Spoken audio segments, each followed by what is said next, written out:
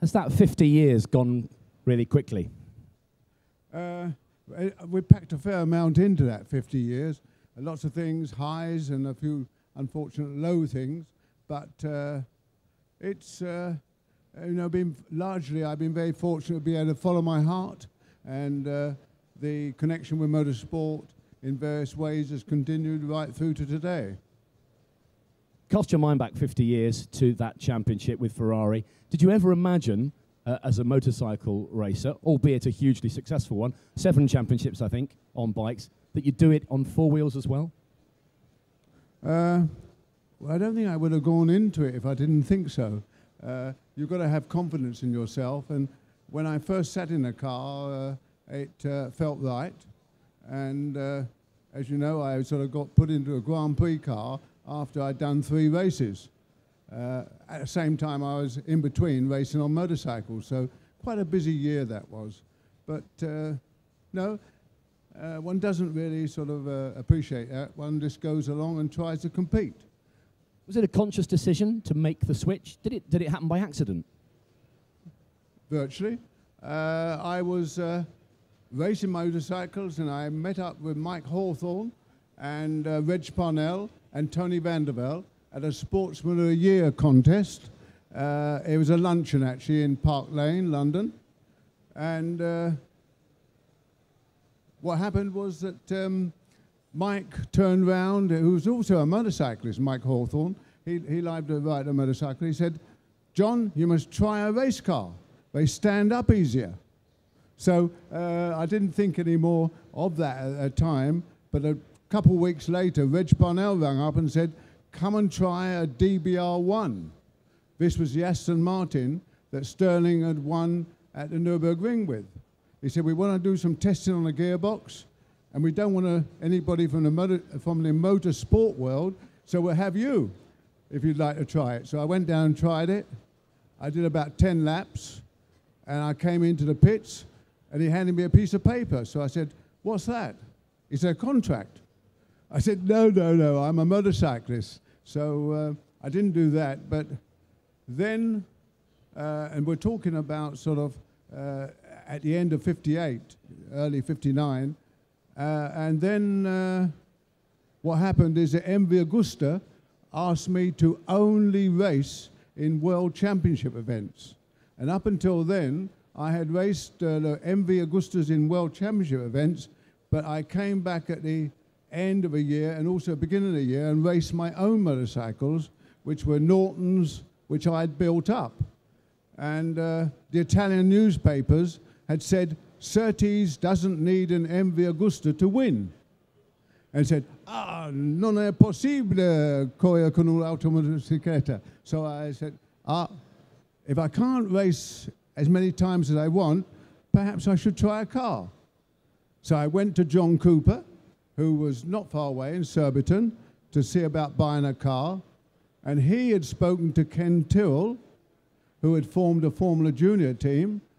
And Ken Tyrrell came along and said, "Let me introduce myself. I'm Ken Tyrrell.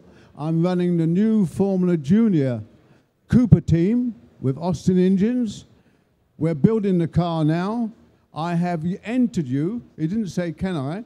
He said, "I have entered you in Goodwood."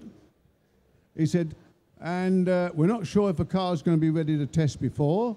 I've spoken to the to the RAC about your license. The steward will watch you. If you appear safe, he'll give you a license."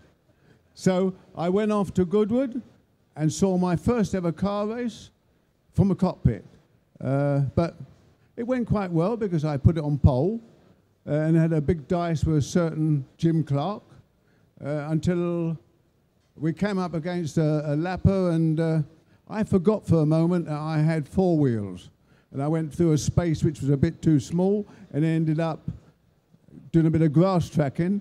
And so I dropped back and had a pick, but I finished second. So that was it, and started my career. Did you find driving the cars instinctive? Was it like sitting on a slightly wider motorcycle? Did you have to completely retrain your brain? You had to retrain your brain in many ways and adjust yourself, but basically the relation with the machinery I didn't find difficult. You know, you get that feeling through the seat of your pants and the tips of your fingers, and you relate to a piece of machinery, whether it happens to be a bike, where you're sort of taking it into corners, or where a car, the message which it gets through to, I had to interpret differently. But that what my big difficulty was, that I knew nobody. And one of the biggest things to compete in racing is to understand all the people around you, your competitors, the ones that you take liberties with, the ones that you have to respect, etc. I never knew a single organizer or anything, or any of the people involved. And after I'd done, I think, 2 races, Colin Chapman came up and said, no, 3 races, Colin Chapman came up and said, drive Formula 1. So I said, well, one moment, I've got a motorcycling. Oh, well, drive Formula 1 when you're not motorcycling. So that ended up with me being put in a car for Silverstone. Oil pump went. But I got a second in the British Grand Prix and pole position in Portugal and a few things. And Colin at the end of the year said, stop motorcycling and become Lotus #1. But then there was a little bit of a political situation came up, so that didn't happen. But it was an exciting year. It's very unlikely, isn't it, that top motorcycle racers can make the switch these days. Valentino Rossi's tested a lot, but for all sorts of reasons, politically and commercially mainly, it will never happen again, that someone will be able to emulate what you did. I don't see why not, except, of course, the race programs are so big. You're doing so many races, whether it's MotoGP or whether it's Grand Prix. And so there isn't really the time to do, certainly as I did in 1960, one weekend race a Grand Prix bike and one weekend race a Grand Prix car. The technology which you now have with traction controls and everything on a bike mean that probably the systems of actually driving are coming closer together. I mean, the stopping power which a modern bike has is much closer in comparison, you know, to what it was in my day to the cars.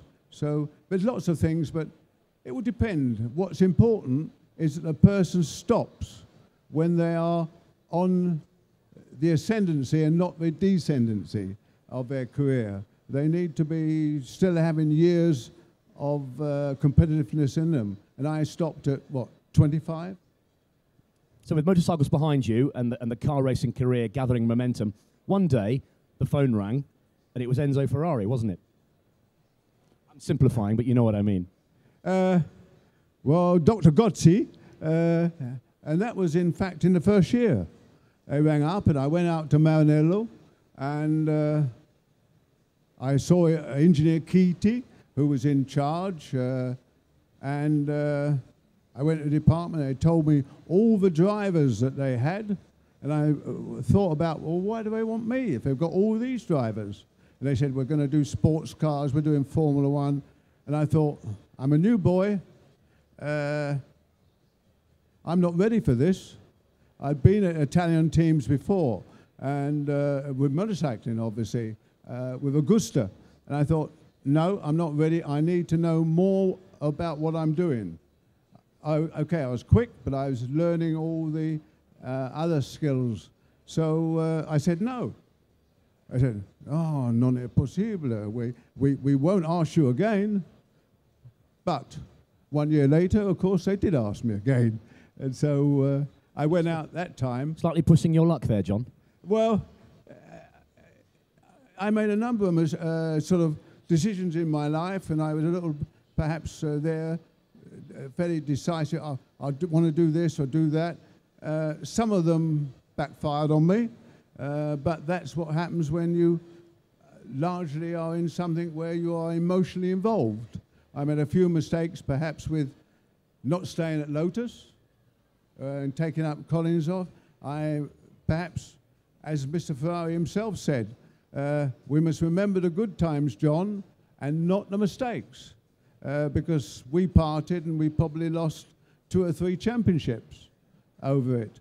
And that's a point I would touch on here today, in that obviously with Maranello and everything, we parted with a, as the Italian newspapers said, a divorce, but you're still part of the family, really. And so the celebrations you talk about for 50 years are also tinged by the situation which exists now with Michael Schumacher, which I think is such a sad occasion. We all need to think about him and give us all the support, because he did achieve many of the things that I dreamt of when I was there. Hear, hear. The car you won the championship in 1964 is here and has come halfway around the world. It's a magnificent machine. It almost looks like it's in better condition now than back then. Maybe. We found that machine. It was in Italy because the machine has a history in that, apart from winning the championship, it has my stampings on it, in that when it was built, they made a mistake. The team made a mistake in the measurements, and they didn't quite get their measurements right for my hip width. So when I went to sit in it, I couldn't sit in it properly. So I got a big, heavy rubber hammer, and I beat the side of the cockpits in. And the marks are still on it today, of course. Well, you know it's the right one then. So when I went to see it in Switzerland, it was the right one. But that car, though it brought me the championship, was also perhaps one of the reasons I left Ferrari. Because at the end of 1965, I was due to do the Tasman series, New Zealand, Australia, with a 2.4 litre Ferrari V6 engine fitted into it. And the car was all prepared, and then I had my major accident in Canada in the Lola car, where I broke my back and a few other things, and I wasn't able to do it. But when I came back to Ferrari, and Ferrari was very supportive, that was my convalescence car, the Tasman car, and I went round and round Modena in it, having been craned into it because I was still on crutches. They craned me up and dropped me in it, and I went round and round Modena doing some testing. And then, of course, I was getting fit. They wheeled out a new 3 litre. And the new 3 litre was 2 seconds a lap slower. So I said, for Monaco, I said, I'm driving that car. And one of those political things, the team manager said, no, non è possible. Ferrari make 12-cylinder cars to sell, so we must have a 12-cylinder car with our #1 driver. So I had to drive the slower car at Monaco, which didn't go down well, and started the movement towards me leaving. Your 1.5 litre world... I must say that George Barber, who owns the car, has that wonderful circuit, which I did help to design 1 or 2 corners on, and that museum in Birmingham, Alabama, has kindly sent over the car and said, John, you've got it for the year, make use of it and let it make the opportunity to raise funds for the foundation. So that's why it's here, and we'll be taking it on and running it in certain places, like Brooklands. We have an event at Brooklands, the Mercedes-Benz World, and Goodwood, etc. The Henry Surtees Foundation, of course, in memory of your late son, Henry. The stand has got a wonderful array of motorcycles and cars on it. Where can people find it? They can find it by just going that direction, just straight up there, and we are there with the backboards against the wall, and there's a foundation stand, but there's a potted history of my career. There's that 250 Triumph. It's not the actual one, but it's very similar. that, like I raced in the first ever road race that took part in, that I took part in, and also was the first ever road race at Brands Hatch. It had been grass track before then, and that was a momentous day because I actually got about third in my heat, and in the final I went along. I may have told the story before here, but I went along and actually took the lead in the final, going into Paddock Bend. There was one problem in this: I wasn't on the motorcycle. I was sliding on my backside because it had started to rain. So there's history there. Yeah. The Vincent Grey Flash. There, of course, I won my first ever race at the Aberdare circuit in Wales, and that was probably the most important race of my life because it was a day when I came together as a person relating to a piece of machinery completely for the first time. Amazing. You're doing a book, aren't you? Pardon? You're doing a book. It will be... We're doing a picture book. There's, on our stand there are some special copies of Autosport with all the sort of history largely of what I've did relative to cars and things. Some wonderful pictures in, and we're just signing those and asking for a donation for the charity. But we're doing a picture book of my life and a bit of the family of Henry, etc., which will touch on those special moments during my career. Yeah. Wonderful. I think the picture book will probably be the size of a phone directory, won't it? Pardon? If it's got a picture of everything you've ever done, it'll be the size of a phone directory, I'm sure. We're going to let you go, John, but you are back later on. John's on later on with Martin Brundle at 2:30. So if you just caught the tail end of that, we'll talk more with the wonderful John Surtees, ladies and gentlemen. Thank you. Thank you, John. Thank you.